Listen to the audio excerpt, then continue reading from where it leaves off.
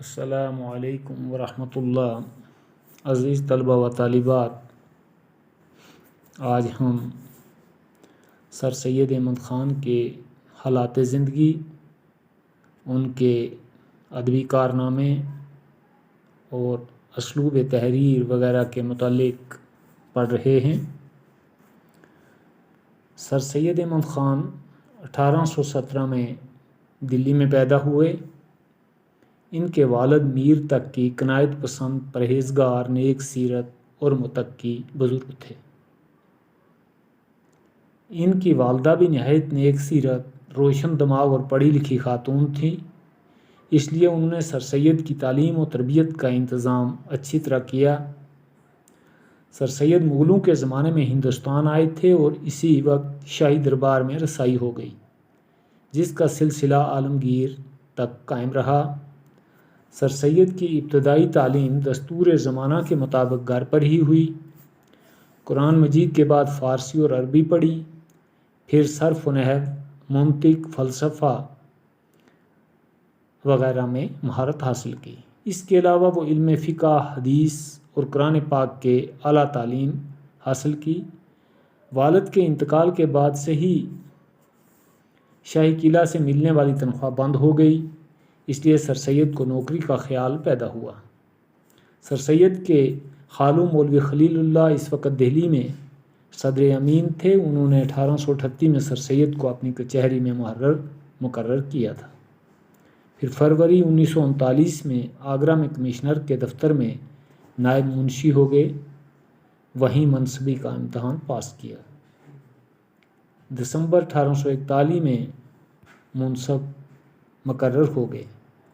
1842 میں فتح پور تبدیل ہو گئے، 4 برس وہاں رہے۔ اسی سال بہادر شاہ کی طرف سے سر سید کو ان کا موروثی خطاب ملا۔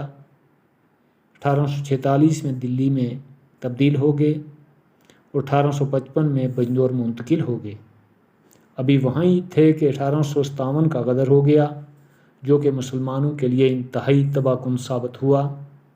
یہ تمام حال سر سید نے اپنی آنکھوں سے دیکھا۔ غدر میں سر سید نے مختلف طریقوں سے انگریزوں کی مدد کی اور قوم کو تباہی سے بچا لیا، جس سے انگریزوں کی نظروں میں سر سید کی شہرت بڑھ گئی۔ 1867 میں وہ بنارس کے جج مقرر ہوئے اور 1869 میں لندن گئے۔ 1870 میں واپس آئے۔ سر سید نے 1861 میں مراد آباد اور غازی پور میں انگریزی اسکول کھولے۔ 1862 میں سائنٹیفک سوسائٹی قائم کی۔ لندن سے واپسی کے بعد علی گڑھ میں 1876 میں ایک اسکول کھولا، جو ترقی کرتے کرتے ہائی اسکول، کالج اور پھر مسلم یونیورسٹی علی گڑھ بن گیا۔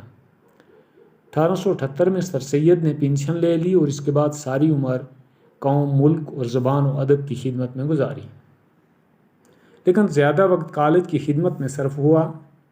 سر سید نے 27 مارچ 1898 کو رات 10 بجے علی گڑھ میں وفات پائی اور کالج کے مسجد کے سین میں دفن کیا گیا۔ یہ تھے ان کے حالات زندگی۔ ان کے نثری کارنامے۔ سر سید کی تصنیفوں کی تعداد 50 کے لگ بھگ ہے۔ ان کی پہلی کتاب 1840 میں جام جم کے نام سے فارسی زبان میں شائع ہوئی۔ اس کے بعد آثار السنادید شائع ہوئی۔ غدر 1857 کے بارے میں رسالہ اسباب بغاوت ہند لکھا، جس میں مسلمانوں کو بری الذمہ قرار دیا گیا۔ اس کے بعد رسالہ تہذیب الاخلاق جاری کیا۔ اس کے علاوہ وہ خطبات احمدیہ، تفسیر قرآن اور مجموعہ لیکچر بھی ادبی حیثیت رکھتے ہیں۔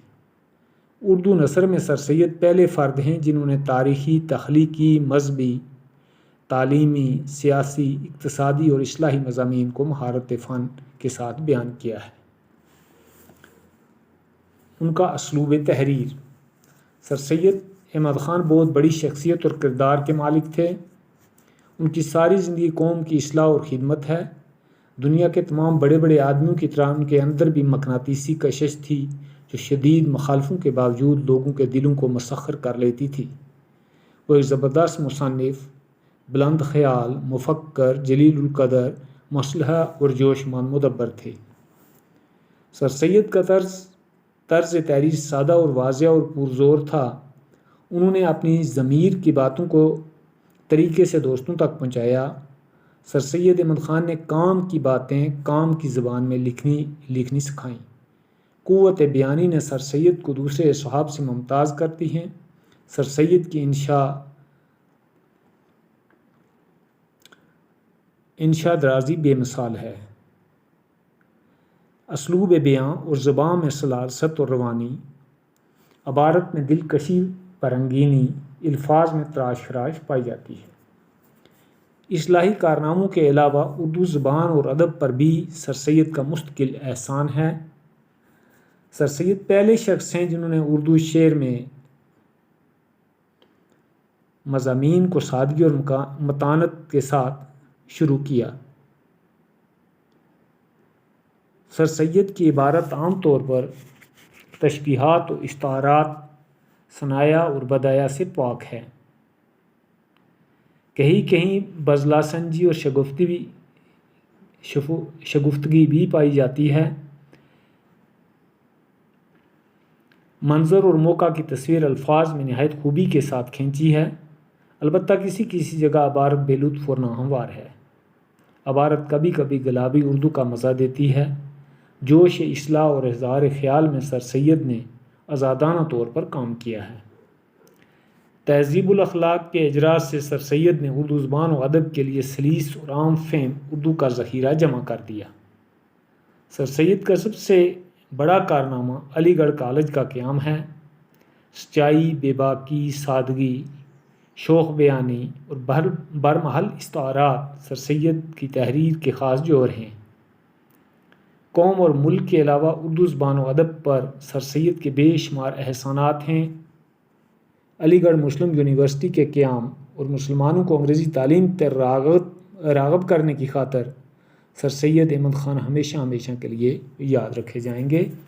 تو یہ سر سید احمد خان کے حالات زندگی اور ان کے کارنامے تھے۔ آج کا ہمارا سبق اتنا ہے۔ والسلام، خدا حافظ۔